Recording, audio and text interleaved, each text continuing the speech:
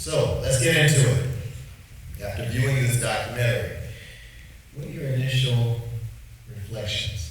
I had a sinking feeling watching the production, to know that we have come so far, but we still have so much further to go.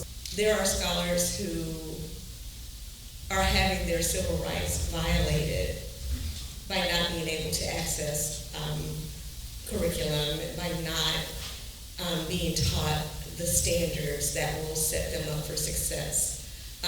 For me, leading from the early childhood level, I know that my role is to ensure that scholars are kindergarten ready, and that is contingent upon them being just really able to access those phonological skills, being able to understand phonics and connecting that to automaticity, and being able to just really dig deep into vocabulary and make meaning of words and sentences and all of these things. I know that if we can get them ready for kindergarten, I also know that they will be ready for third grade reading proficiency, and so that our scholars can be ready for college and career.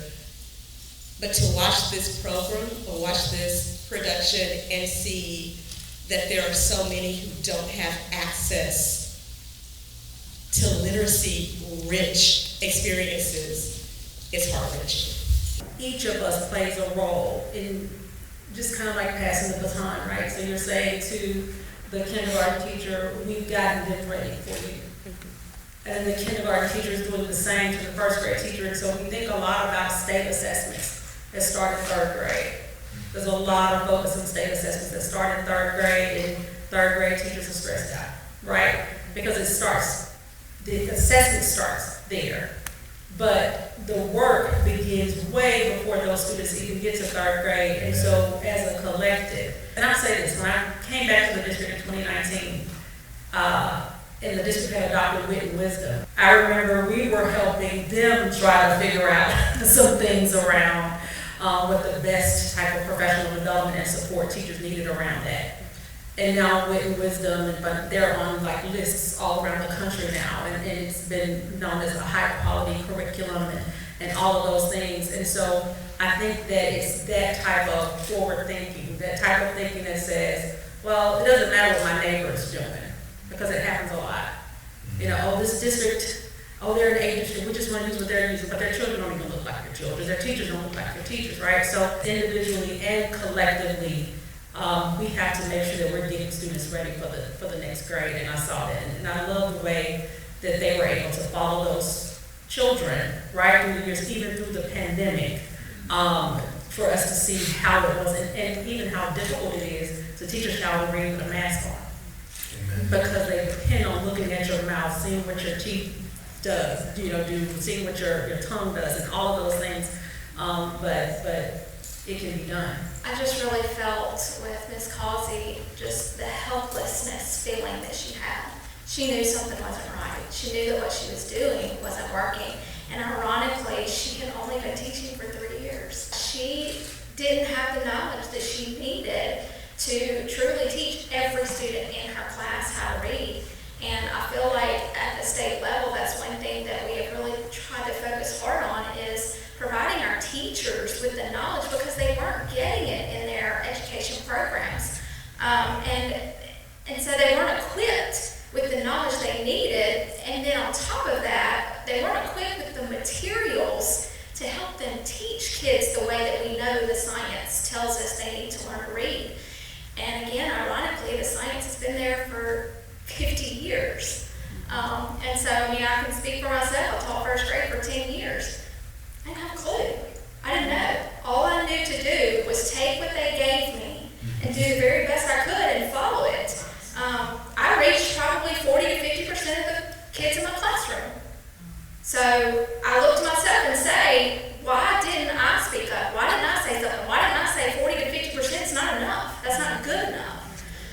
We're finally doing that.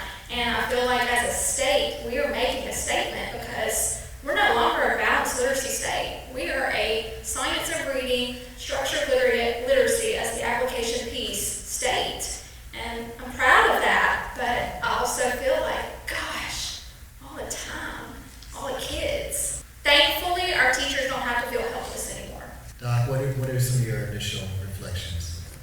Yeah, so I'm sitting with a lot. And the thing that comes to mind is just how deeply personal this work is.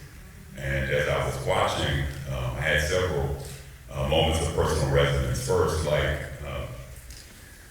Ms. Crane, thinking about the educational malpractice early in my career, where I think about scholars that I was not able to successfully reach. And I think about what we're talking about in terms of when I started in the early 2000s, the 3 healing system, which has been debunked and had been debunked at that point, was a part of our standards. We were taught to look at the picture, look at the first letter sound, and that was my orientation into teaching. And the National Reading Panel convened in 2000. I started a few years later. And so we were not engaged in utilizing the science, and that was at the scale of the state level. And I think about the young people that I did not serve well and that didn't learn to read successfully because I didn't have the tools to be able to get them there. I think about my own children. Dr. Burke and I, we now have seniors, but our daughters were part of that first cohort of 3rd graders to take the reading day exam. And about the nervousness in the state from parents and teachers about reaching that threshold and, the personal challenge. And, while we were in a position where we weren't sweating bullets, there was a lot of consternation about that. And when we think about these systems, that this consequence of retention is something that really drove a lot of energy and nervousness, and 9-year-olds were being held accountable in a way that many adults had not been held accountable. My son Max, who was in 1st grade when the pandemic hit. And we think about how essential it is for students and scholars to learn to read, and we think about the modeling of the sounds and being able to actually see and hear, and how that was limited. And fortunately, we made the pivot. And I think about those students who are in our district who are in 4th and 5th grade now, who were part of those pandemic classes of 1st graders who were really challenged to learn in the context of virtual learning. And when the digital divide hit us, we're learning from Hackett's for a time until we could scale up and offer devices. So I think about those personal challenges, but I also have a lot of hope at the same time, because I know that, as Ms. Crane has mentioned, we are now no longer a balanced literacy state, but we have embraced the science. The 3 healing system has gone in the dustbin of, his ash can of history. But further, we have a really great track record in the district of having adopted a high-quality instructional material, and we see in this latest data that's now we can talk about, which I'm excited about, where we have captured back those pre-pandemic reading levels and are accelerating the instruction. And you can literally see in the data we have more proficient readers than we've had before, and it's a credit to the hard work of our teachers, our principals, our leaders in moving this work forward. And so I know that change is possible. How do you think literacy learning has evolved or is evolving, given that we are in this information age? There are ways in which we can teach children how to use different types of technologies in order to just get a better understanding, whether it's allowing them to build background knowledge and content knowledge, allowing them to explore things, right? So when they come to different lessons, then they now have something that they can relate it to. So I think that there are ways in which we can definitely use instructional technology to assist our kids. And everyone's afraid of AI and all of these things, but let me tell you something. Nothing is better than an empowered teacher standing in front of kids in classrooms who has been taught how to teach children how to read, who's able to turn on a dime and being able to address those students' needs to see, I can tell you're not getting this. All right, let me pull this small group and you all can.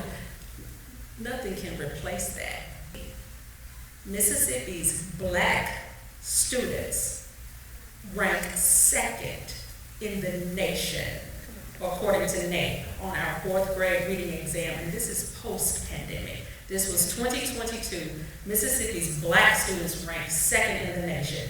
Our low-income, white, black, or Hispanic students are also ranked in the top 5. So that's why you hear all these things about the Mississippi miracle. I A said, whole lot of smart people doing smart work. correct. So when you have that teacher in front of you who is knowledgeable, I was in Massachusetts speaking to the legislature because they're trying to find out what Mississippi is doing. Massachusetts, as you may know, is number 1 in the country. But guess what they've started saying now? We're number 1, but we're not number 1 for all kids. And that's a problem. So peel back the layers. We were talking about this earlier. Look under the hood, because these gaps between white kids and black kids, white kids and Hispanic kids, that's where you see where the rubber meets the road. Not overall, not in some areas, but in all areas. How are you meeting the needs of all children? So I don't think that we lift up enough in Mississippi what we've done. Everyone else in the country is talking about it. And I know that when we're working, it's difficult to stop working and pat yourself on the back, but you've got to do that, right? You have to do that because that helps you to keep going and it lets you know that what you're doing is not in vain. So yes, we moved from 50th in the nation in 2013, 10 years ago, to 21st in the country in 4th grade reading. I was at the gas station, y'all, and I had on a t-shirt that says literacy is a civil right or something.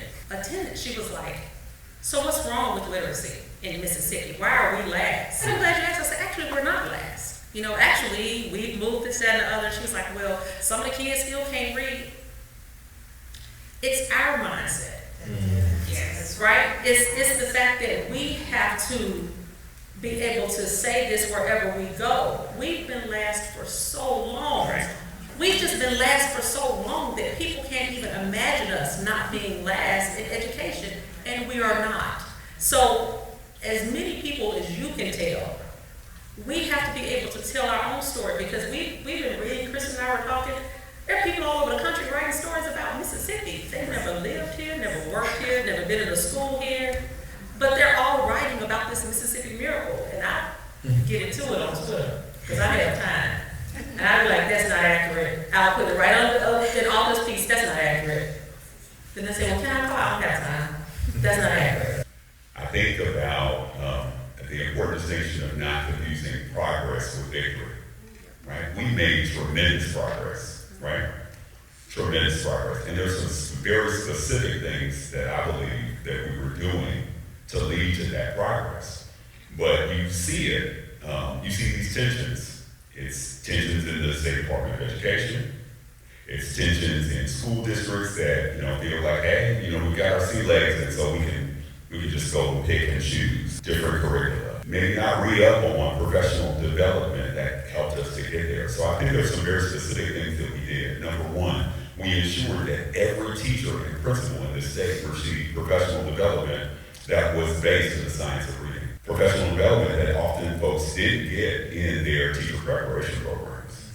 There was work in the licensure front to ensure that elementary teachers also had that background, and even alternately route certified teachers also had some access and exposure to that professional development.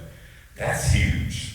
Just ensuring that, because there are many of us who learn from a whole language approach. Right. There are teachers. I recall when I started teaching, I'm not ashamed to say, I don't believe, I didn't know what sound the letter X makes.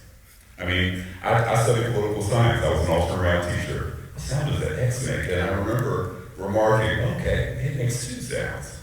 That was an epiphany, right?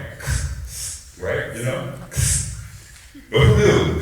I didn't, right? I had learned in a whole language setting. I remember having led the Barksdale Reading Institute leading teacher trainings, and there were some in the room who did not know the science of reading, who were whole language advocates, who, when we broke into small groups, admitted that there were some real weaknesses, and we even did letters training separate and apart from teachers because they needed to be a chapter or such ahead of the teachers who returning simultaneously.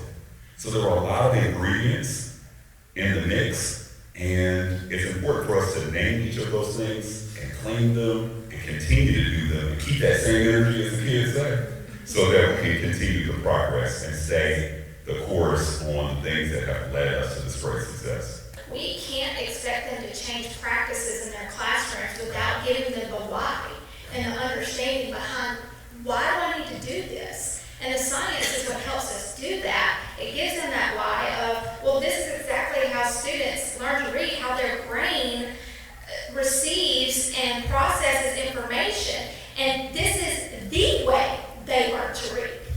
The only way. There's no other way. And so that right there, if you're able to receive it, some take longer than others to receive change and to receive the why behind it. But if you're able to receive it, then there's no denying it. And it comes back to, then you're making a choice not to do what's right for kids. But I think we have done a really good job of that, and that's why it's been successful. But I also, like you said, it's not over, it's not done. We talk about building knowledge with students and how important that is. And that's just as important as explicit, systematic, sequential phonics instruction. But you know what? Every one of us here in this room are still building our knowledge. That never stops. But we're learning, having built the skill, learned the skills to attack words. Literacy is not only what you find between the covers of a book. Just go back and recall Ivy and Frederick. Their parents engaged them in language. Yes.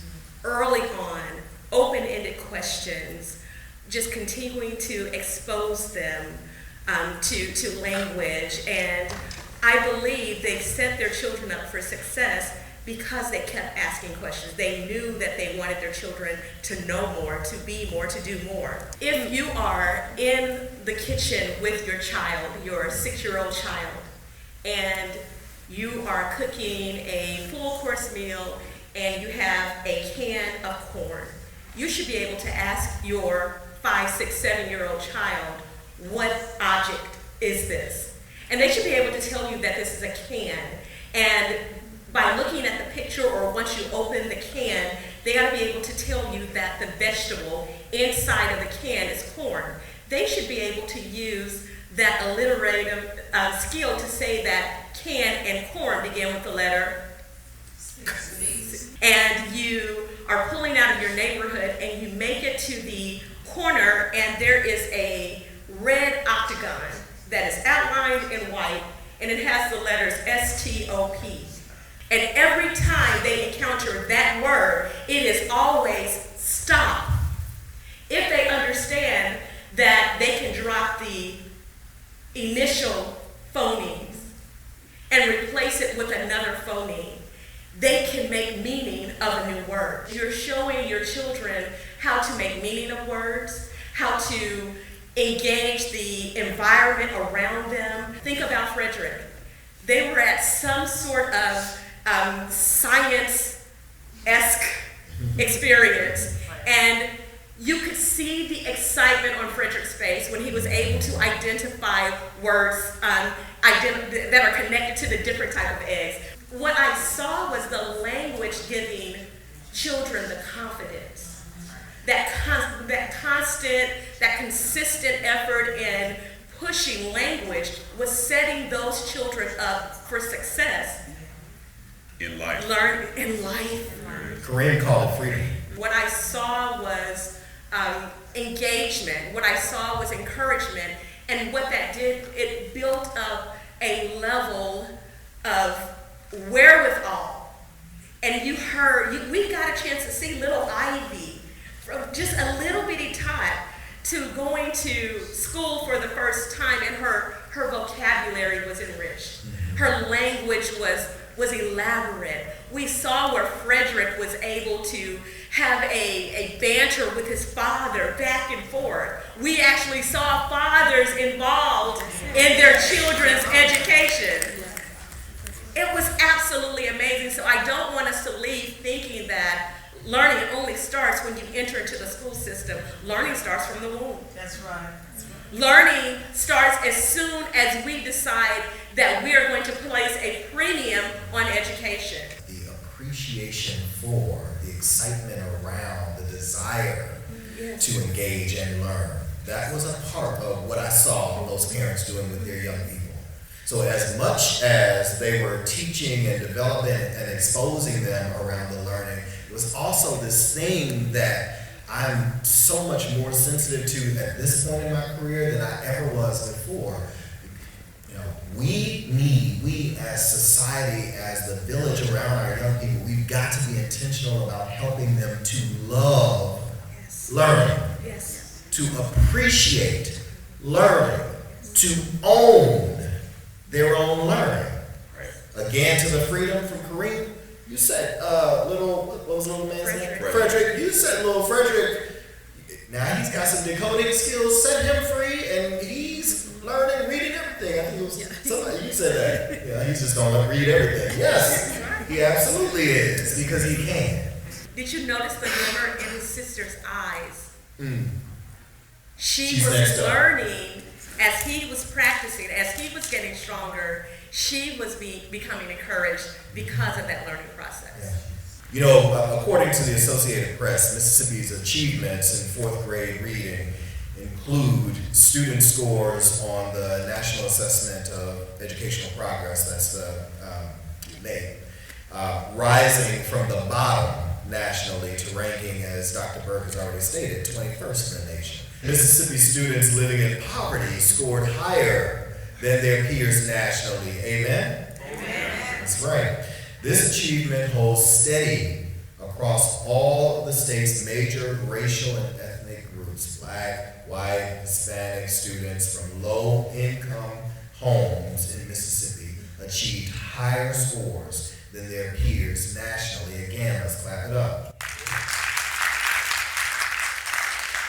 And we know that students from more affluent and well-resourced families and communities have access to supports for remediation and tutoring. I so appreciate that point being made in the film there. It's not about, you know, if everyone's got some flaws in the way they're being taught to read and the materials that are being used as they're learning to read, then what's the difference? Some of us have resources, whether it's mommy and daddy's literacy skills, the books in the home, the resources for tutors and after school, rich, effective after school programming, whatever the resourcing is. Some of us have resources to overcome what isn't happening in classrooms. And in some families and communities, far less so. All right, so we know that to be true. How can we ensure that everyone, and especially students in historically underserved and predominantly Black and brown communities, have access to the same supports? Sadly, because apparently I've been living under a rock, some people are still teaching with the balanced literacy approach. Some people in some places around the country, the world, are still teaching. So, in addition to changing Tier 1 instruction, what are some supports that we might suggest to folks, to families who happen to live in those spaces? Principal Barnes gave us a great highlight, the importance of language development. The aphorism, talk is cheap, is really true. I mean, we look at Frederick, we look at Ivy's circumstances. Ivy's parents have not finished college, but they're setting a great trajectory for Ivy and her future success. And we saw it in Frederick's parents. What do parents want? They want a better life for their children than they experience themselves. But you see, very language-rich environments. It doesn't take a lot of money and resources in order to talk to children, to engage with children, to like children. I mean, one of the things that I love about it too is just the very positive conversations that they have been set up with Ivy and Frederick as examples.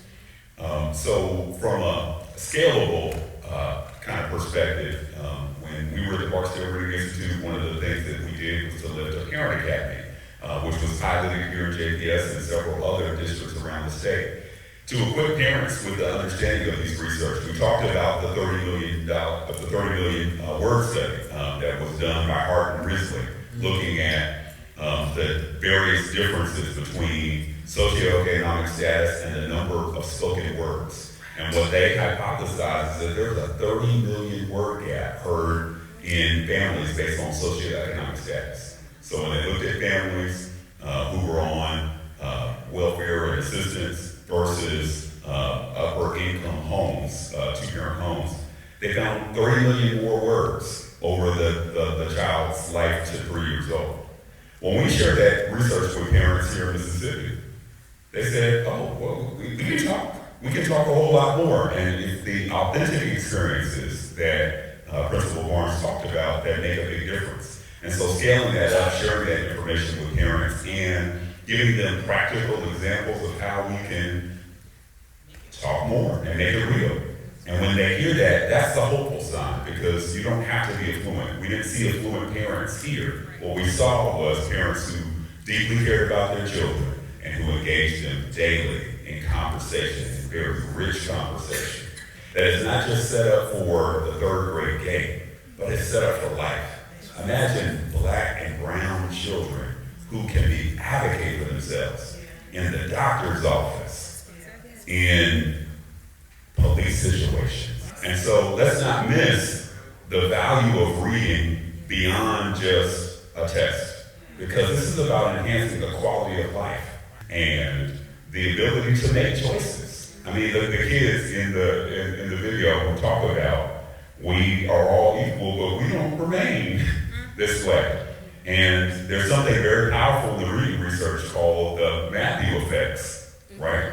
So I imagine, and when I think about my own classroom 20 plus years ago, and how kids who came to me as strong readers, when I was doing my guided reading groups, oh my gosh, they loved it. They perpetuated the gap in my classroom because they were voracious readers and they got what they needed from me. But when I think about the children that struggle, they continue to struggle. So those Matthew effects, it comes from the scripture, the poor will always be among you, right? We've got to really pursue equity in this, and we have a real charge to do this, but there's the power in that high quality instruction continuing. We can scale that up by ensuring that more parents have access to the research, and that we just encourage talk from the start and continue to do so and have access. Unfortunately, there are those, although the research has been around for decades, there are places, many places I'm finding across the country where they're still using this balanced whole language approach. And so we saw this classroom, Ms. Causey is the teacher who's pushing against that and trying something different. And thankfully, in her class, with her scholars at least, they saw some improvements pretty quickly after she started to make some of those shifts. I just believe, I want to believe the best of my peers, of our peers in education, and a whole bunch of folks, much like many of us, right, at some point in our careers, wanted to do and were striving to do the very best with what they knew at the time, or what they were told, or what they had seen at the time. At this point, with the research having been out there for so long, and the data to support, well, if you make these shifts, you will see better outcomes for children. Have you all heard arguments from the other side as to why folks are still doing? Talk about that a little bit. Say that we want children to love reading. Well, we want them to love books. And I say, well, they can't love reading if they don't know how to read. I mean, that has to be the first order of business, and there are just people who have spent a lifetime in teaching one way. And it's too much for someone to say, oh my God, over the past 20 years, I've taught all of these kids wrong. And there are people who are coming to these conclusions, about the Reading League. There are different chapters now across the country, and the saying is of Maya Angelou's, when you know better, you do better. But I also think that it's stakeholder awareness too, because in some communities, parents don't know, and Kareem kind of alluded to it. some parents feel guilty, or they feel like this is just my child, this is just my problem, and they don't know that their neighbor's child is struggling with the same thing, and their cousin's child, but you don't want to say anything, because you're thinking, maybe I didn't read 20 minutes a day, like they told me. This is a real issue, it's not just you. I think that that's gonna have to be one part to begin to hold everyone accountable for this knowledge, that we can teach children how to read, and you're not the only one who has children struggling, but we know what to do about it, to address it. Sometimes things are so disconnected, right? Even within the school system. So there's a school system, there's an after-school program, somebody's over that program, they get to decide what the children are gonna learn, here's your thing for the next 3 weeks, and Resources they'll use. and it's not even aligned to what the district is using on a daily basis, right? Even with interventions, if kids are getting pulled out and all of that, they go away, you see them walk out, don't know what happened, and they come back in and join the group, right? You don't know what kind of interventions they've gotten, if they've been taught to look at pictures. So I think that there has to be a conversation around aligning the system. Anywhere that a child is going to be within this system, everyone is gonna have to be on the same page about, this is the knowledge you need. If it's a teacher's assistant, I've seen teacher's assistants, baby, blow that classroom away. You don't even know who the teacher is or who the assistant is, right? So we have to also invest in our assistants, our teacher assistants, to give them this knowledge so they can support in the classroom. Anybody who touches a child needs to understand the direct one school, one district, one direction. I was trying to ask you on YouTube, but anyway. You know, Stalking us on YouTube, y'all. but I think that everyone has, you have to make it plain that everyone has to be on board. Whether there are extensions from this district that are supporting you, you have to know what they're doing too, right? You know, that's great, you want to help. This is how you want to help. Right. Let me give you some guidance, decision making in this space. Given your current role and your sphere of influence, just want to ask, you know, how are you thinking about your continued work in sharing this knowledge and helping more people, systems, communities, states to get on board and do right by children based on what we know in the science of reading? On most days, I think that I'm giving it all I got. But when I looked at the video, am I really?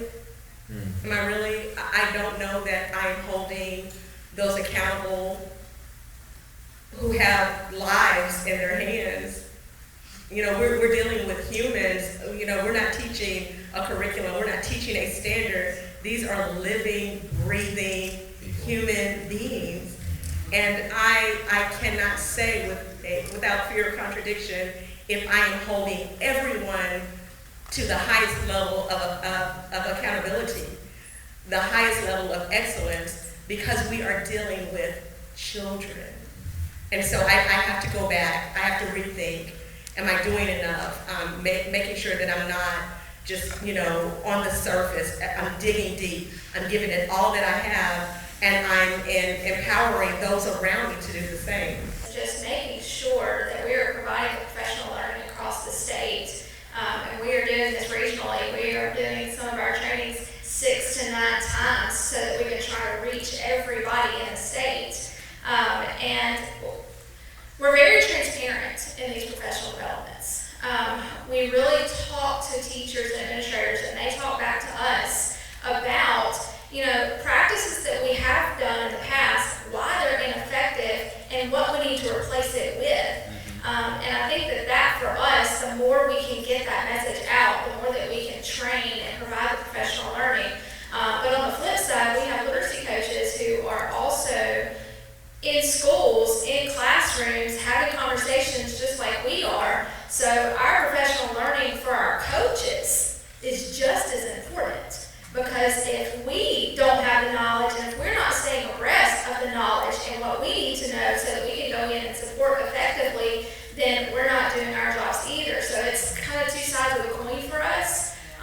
And we're trying to do both pieces at the same time. We just have to continue to get that message out no matter what it takes. We talk to states all the time about what we're doing and calling them, want to know what we're doing. And we learn just as much from them as they do from us. We're constantly asking them, okay, well, what can you tell us? What are y'all doing that we can implement and that we can try to work into our system?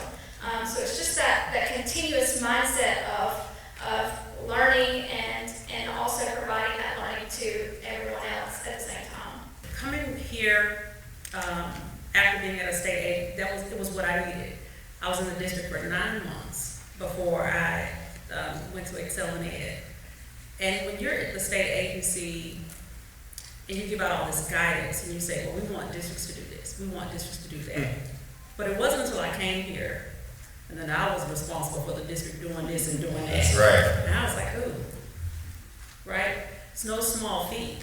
And you think about capacity, right? A lot of our meetings were around, okay, so we have an academic tutor, we have this tutor, are all these people doing the same thing? Like, you have different, even just to the level of the capacity of the staff or the restructuring of the district in order to be able to meet those needs, right? So then you think about resources, human resources. Just all the things that I was thinking that were just so, well, they could just do it. Humble, be real quick. But I appreciate this opportunity so much. So now, in my role as this kind of national expert on literacy policy, this year alone, we've helped 7 states to ban 3Qing. Like, they put it in legislation that school districts cannot adopt any curricula that has 3Qing in it. 7 states to ban 3Qing. Last year, I worked with 15 states to either revise or amend their laws because they weren't strong enough around the science of reading, or adopt new laws around the science of reading. Why reading is so important and why it doesn't matter, again, we can no longer tout how well we're doing by how well our white kids are doing. Right? So I get to influence in that way children that I'll never meet, that will never know my name, will benefit from this work. So we've been teaching and working with teachers on the what, do this, don't do that, right? Right. And I think the value of an evening like tonight is to reground in our why, our collective why. We spend a lot of time really focusing on our mission and vision. And when I think about our Jackson Public Schools mission and vision of providing world-class education and of scholars that are prepared to engage deeply and to be personally fulfilled, reading is at the heart of that access. And so I want to, in my role, do a better job of connecting the why and to the what. The substance of using high-quality instructional materials, of knowledge-based curriculum, of asking and providing text-based evidence, of understanding decoding and how to decode, but why? And I think that why can be really powerful for our educators who sometimes bristle a little bit at a curriculum that feels a little scripted, feels a little tight, right? In the ways that Dr. Burke talked about, one of the criticisms of a structured approach is that it's too structured, and they kind of bristle at the structure. I think we have to treat our teachers as professionals and adults and explain and unpack a bit more of the why, and make the connections of the practice and the research and the benefits to them and to our students. Because when we can connect it to this broader why, and not simply a test, but access and freedom, like the ability to choose, and equip you to engage in a world where we don't know what the future holds in terms of jobs and careers. But what we know for certain in this human race is that reading is going to be here. And whether it's enhanced digital literacies, scholars will need the ability to engage deeply. And so what we do matters, and we have to tell our teachers and our scholars why it matters so much. Amen. Hear, hear. As we wrap, I'm reflecting on my role as a superintendent. And I talk a lot to other leaders in our district about being signal senders. And I was thinking earlier today about the signals that I have or have not sent around reading and around really getting to know and being immersed in the science and the data and the evidence and standing firm on that. And I'm so proud that we have created and that we're maintaining an environment, a culture where we really do want to do what's right for children. And it's okay to name when you feel like we're not doing showing some evidence and having hard conversations around that. And the thing that I'll end with is a conversation that Principal Barnes and I had earlier. I also want to really hasten our closing of the gap between what we know and what we do. Yes. And we have been developing out the wazoo. We develop. We coach. And at some point, it's not a question of whether or not you know how to do X. It's a question of will. And so, and this ain't just about our teachers. Actually, it's very little about our teachers. It's now about us leaders, our community members, our parents, lawmakers, those who fund our systems, all of these things. Closing the gap between what we know to do and what we actually do. And so, just naming my rededication to hastening the closure of that gap.